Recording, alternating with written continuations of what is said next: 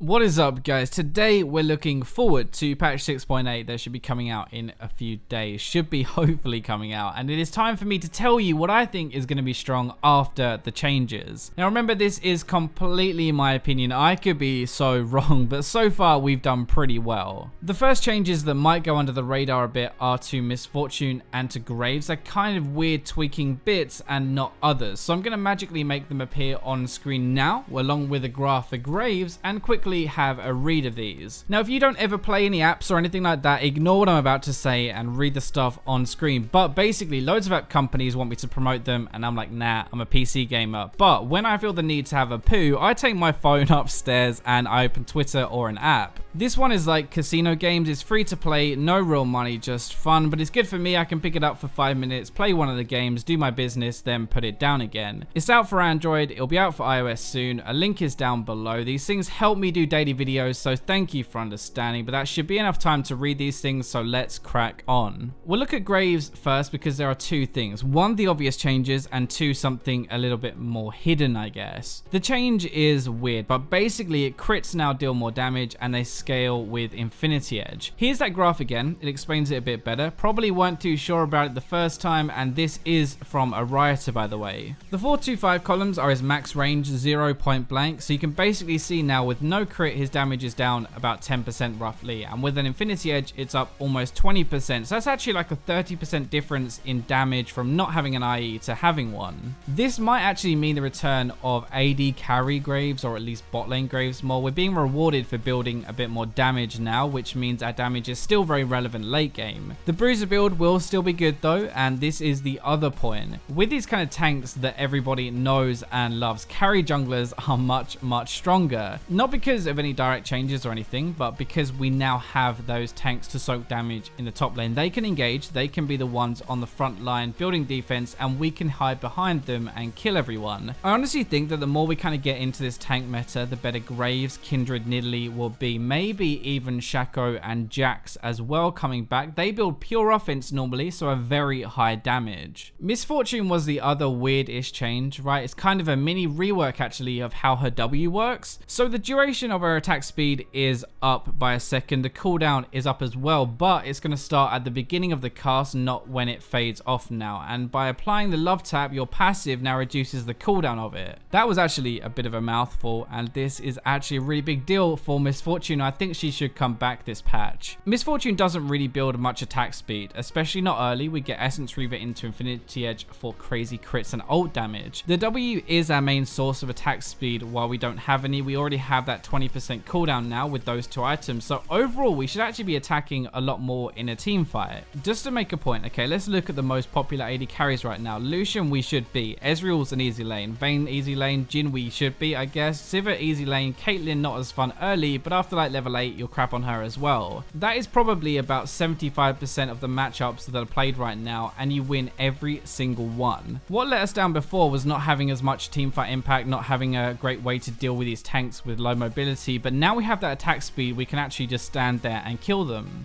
So these tanks with damage are still going to be a bit of a problem, let's be honest. They're not just going to magically disappear, but they won't have quite as much damage now with the Iceborne being nerfed. So we'll probably see them fall a little bit into this pure tank style where base damage is going to carry a little bit more. Sion, Maokai will be pretty good answers to these tanks with damage. We'll still see them like Fizz, even Echo. After the nerfs, I'm sure it'll be fine. And well, anything actually that builds the trinity of top lane, but they'll be on a more even level playing field. I think Trundle is actually going to be a monster this patch. He can steal those stats and do an absolute ton of damage, win 1v1 really hard, and then come into a team fight and do a lot of work. Bruiser Fizz with a max on his W first and the percentage health damage on that. And my surprise one actually for this patch, probably Olaf. Olaf is getting a few buffs here this patch anyway. The ult doesn't really matter too much. It's this W change getting a 5% increase rank 1. That's what we're looking at. And remember, we don't max this first, so rank 1 is what we're mostly interested in. I'm going to go out and say I think Olaf is going to be really good with an E max, not Q, maxing your E. With a Black Cleaver, maybe a Sterix or a Visage, Titanic Hydra, even Blade the Rune King, maybe. He might just be one really good answer to the tank meta. Your E does true damage. It ignores all of these tank stats that they're building, and in theory will make him a monster top lane 1v1. Q max is really good against bruisers and like carries and stuff because it's more poke and chase potential, but E P-Max against tanks is seriously a good thing. It happened a lot in previous seasons as the answer to tanks, and I think with this change, we actually might see him come back again. A lot of the changes are to AD carries. I'm not just being biased, okay? We're moving back to Cogmore. He is getting really slapped again with the nerf bat. This might be a little bit too harsh as well. Even though Cog has gone under the radar this patch, he's been tearing it up in Diamond and Plat solo queue, and while these numbers might not look like a ton, they're only reducing a few off each rank, right? Remember, Cog attacks insanely fast, and that is actually a fair amount of damage that you're losing. The reason we're looking at this specifically though is because if he's knocked down a bit as a late game king, then maybe, just maybe, we're going to see some other hyper carries rise up again, like Jinx, Vayne, maybe even Tristana.